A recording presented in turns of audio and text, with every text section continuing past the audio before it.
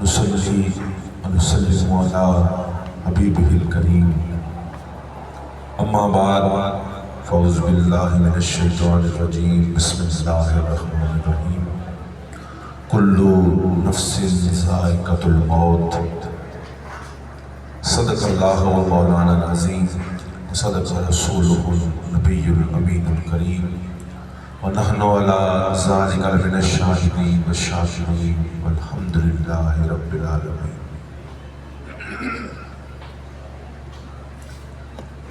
ہمت التجا نہیں باقی، ہمت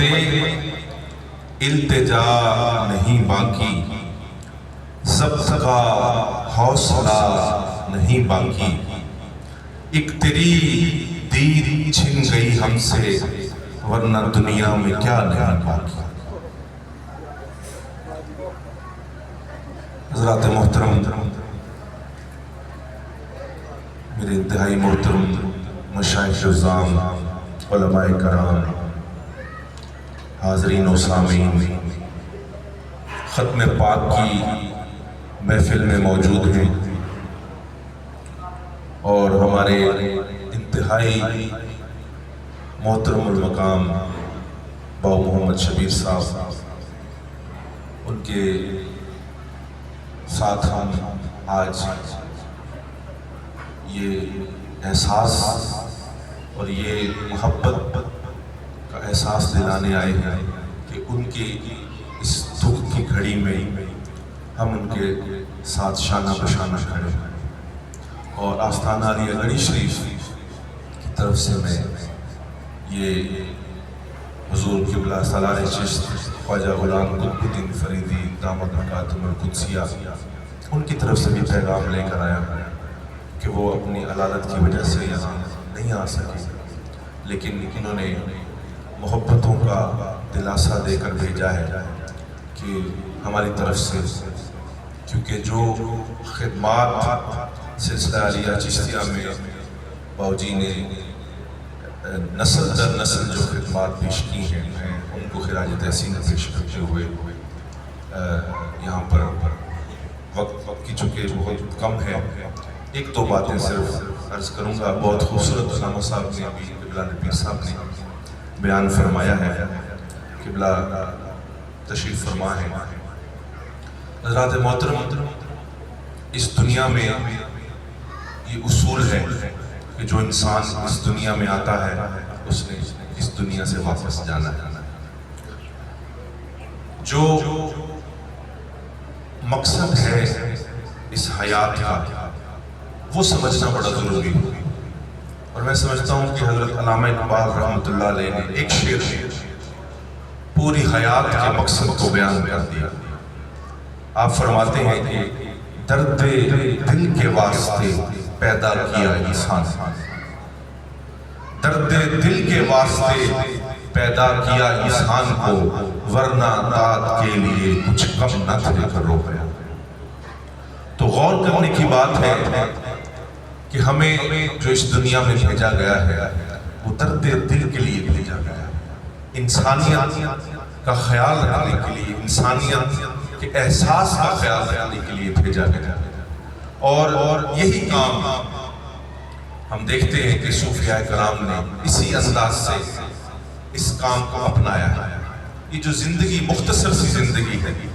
اس کو ہم سمجھتے ہیں کہ شاید یہ بہت بڑا عرصہ ہے، تو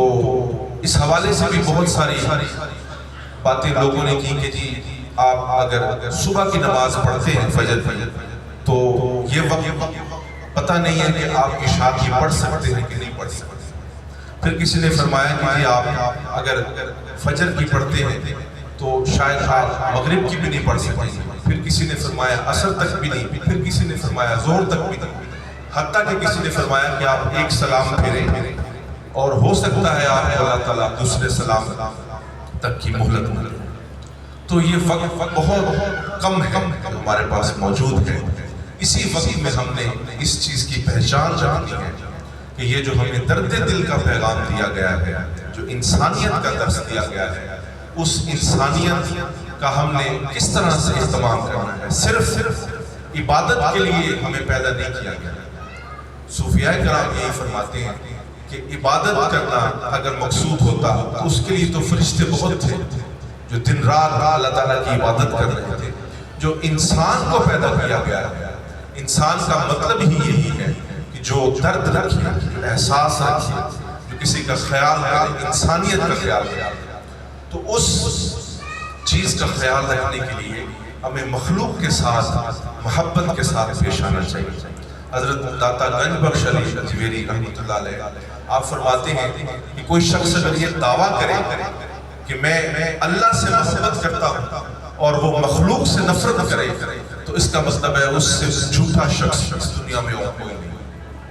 تو ایک طرف آپ دعویٰ کر رہے ہیں اللہ سے محبت کا اور اس کی بنائی ہوئی مخلوق کے ساتھ اگر آپ پیار اور محبت کے ساتھ پیش نہیں آتے تو میں سمجھتا ہوں کہ پھر آپ کے قول اور فعل میں تضاد ہے۔ اور صوفیاء کرام نے ہمیشہ محبت کا درس دیا۔ میرے بزرگ حضرت خواجہ محمد یار فریدی قدس سرہ العزیز آپ فرمایا کرتے تھے کہ جو صوفی ہے اس کی مثال ایک درخت کی مانند، اس پر ہر طرح کا پرندہ آ کر بیٹھتا ہے، چاہے وہ حلال ہے یا وہ حرام ہے، کوئی بھی ہے، وہ درخت اس کو یہ نہیں کہتا کہ تم اٹھ جاؤ یہاں سے، تم حرام۔ تو اس لیے وہ اگر حرام پرندے کو کہے گا کہ اٹھ جاؤ تو ہو سکتا ہے اس مد میں جو حلال پرندہ ہے وہ بھی اٹھ جائے۔ تو اس لیے صوفیاء کے دروازے ہر کسی کے لیے کھلے ہوئے، وہ ہمیشہ محبت سے پیش آتے ہیں، گناہ سے نفرت کرتے ہیں لیکن گناہگار سے نفرت نہیں کرتے۔ تو یہی پیغام صوفیاء کا ہے اور یہی دور ہے۔ ہم اس اپنے تھوڑے سے وقت میں انسانیت کی قدر کریں، انسانیت کی پہچان کریں تو ہمیں اللہ تعالیٰ توفیق دے کہ ہم اپنی دل کی آنکھ سے دیکھ سکیں۔ تو اللہ تعالیٰ ہمیں یہ توفیق عطا کرے کہ ہم ان ہستیوں، ان بزرگوں کی جو فیوز و برکات ہیں ان کو پڑھ سکیں، سمجھ سکیں اور ان پر عمل کر سکیں۔ میں بارہ دیگر شکر گزار ہوں سب حضرات کا، اور میں حاضر جس مقصد کے لیے ہوا ہوں حاضری لگوانا مقصد تھا۔ تو اللہ تعالیٰ باؤجی پر کرم فرمائے کہ سارے خاندان کو محفوظ فرمائے تمام آفات سے، تمام پریشانیوں سے، تمام مشکلات سے، اور ان کو حضور کی پکی سچی محبت نصیب فرمائے۔ وما علینا الا البلاغ۔